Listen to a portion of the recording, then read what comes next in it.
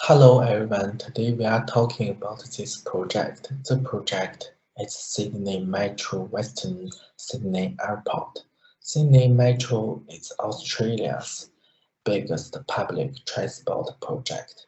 By 2030, Sydney will have a network of 4 metro lines, 46 stations, and 113 km of new metro rail. Sydney Metro is revolutionizing how Australia's biggest city travels, connecting Sydney's northwest, west, southwest, and greater west to fast, reliable turn-up and go metro services with fully accessible stations.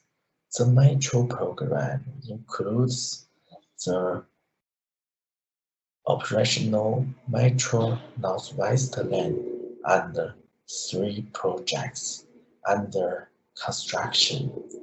First is City and Southwest Lane. Second is West Lane. Third is Western Sydney Airport Lane. Let's talk about it in 5 ways. 1 is introduction. 2 is project benefit. 3 is project cost.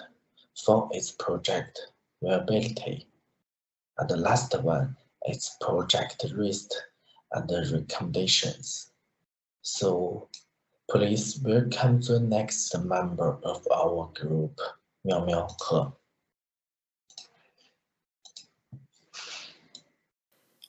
Hi everyone. My part is about the benefit that this Western Sydney Airport line will bring to the society. The benefit will be separated into 2 parts. One is intangible, the other one is tangible. For intangible benefits, this project will help to raise the certification of the public and the travelers since if the line is operated successfully, which can increase the connectivity and convenience for commuting and traveling. For tangible benefits, well defined as revenue generated through fare revenues from miscellaneous streams and government subsidies. Revenues generated through fare box means that all revenues collected from the fare-paying passengers. The revenue is determined by the traffic forecast and the ticket price. According from the Infrastructure Australia, which forecasts that the rail line will have loading of approximately 880 passengers per hour, and for peak lines, loading will grow to 3,200 passengers per hour by 2036 and 6,200 passengers per hour by 2056. So the compound annual growth rate will be in 13.78 between 2026 and 2036. Revenues from miscellaneous streams for this part it includes advertisement space inside, outside coaches, outside workers on platform, and TV on platforms. In addition, the revenue also comes from leasing the premise land, buildings such as a retail of Christmas and equipment, such as convenience shop. The revenue from miscellaneous streams is estimated to be 10% of the fare box. Moreover, the project is not only provide cares for individuals, but also organizations such as private companies. So it can increase the business opportunity as well as via matchmaking program, which allows some small business to build a good partnership with the city mentor, which also help to increase the contribution to the GDP. So next, I will let Bei Chen to take over. Hi guys, this is Bei Chen. I'm going to talk about project costs. The cost breakdown of the project includes construction cost, operating and maintenance cost, depreciation and subsidiaries. The construction cost refers to overall cost incurred during the development of the project. It includes land acquisition, relocation, construction, installation of tracks, mechanical and electrical system, and supplying new trains, and construction of stabling and maintenance facilities. The operation and maintenance cost are the expenses which are related to operation of the metro station. It involves staff cost, expenses to maintain systems, infrastructure and energy cost. The operation and maintenance cost incurred after the completion of the project and during the time when the metro is put into operation. In addition, our project also considers depreciation and amortization, which is reduction in the value of assets after their usage. Depreciation and amortization expenses involved the reduced value of the investment cost assets, including rail system, buildings, plants, and equipment. Subsidiaries are considered as operation costs of the project. The government typically provides compensation for public projects like the metro, which may not be commercially profitable but socially important. Thank you. Next, my teammate Gang Yi will introduce the project viability and financial evaluation result. Thanks, Peyton. Hi guys, my name is Egan, and I'll be running down on the project viability and the financial evaluation results. Let's start with project viability. So, this project is not considered finalized viable as long as it stands alone project.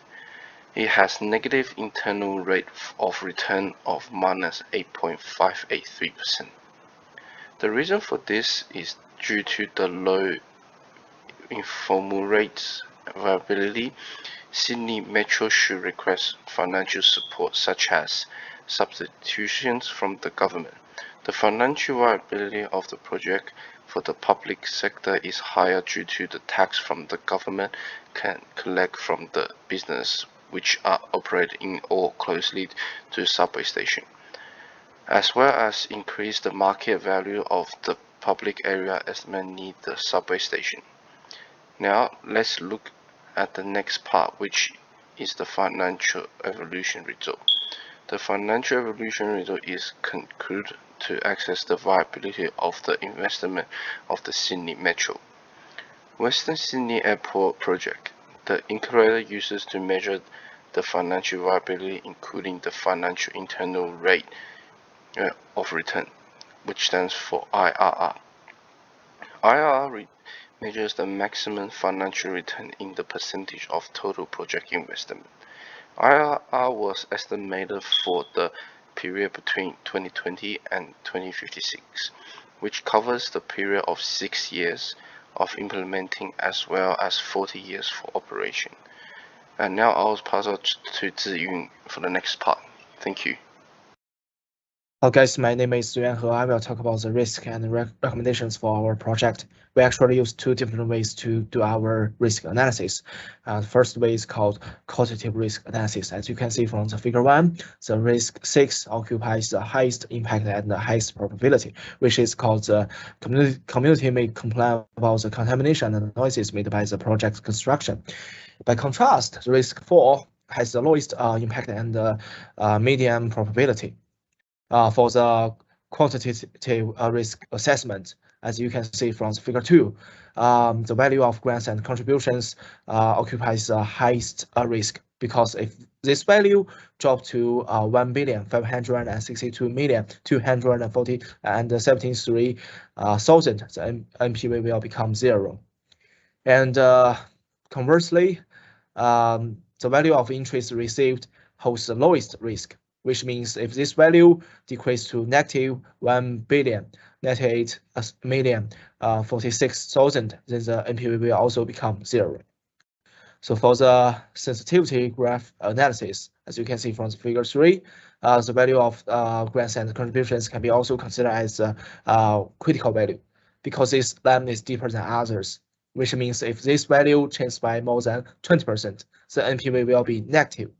So for our further recommendations, firstly, we recommend this project can add more flexible and selective traveling lanes to reduce loading pressure in the future. And secondly, we also recommend the project could take the installing noise reduction devices into account, because we hope this project can reverse the negative influence made by the construction noise, and we hope this project can consider to improve the living quality of communities. So that are all about our presentation. Thank you for watching.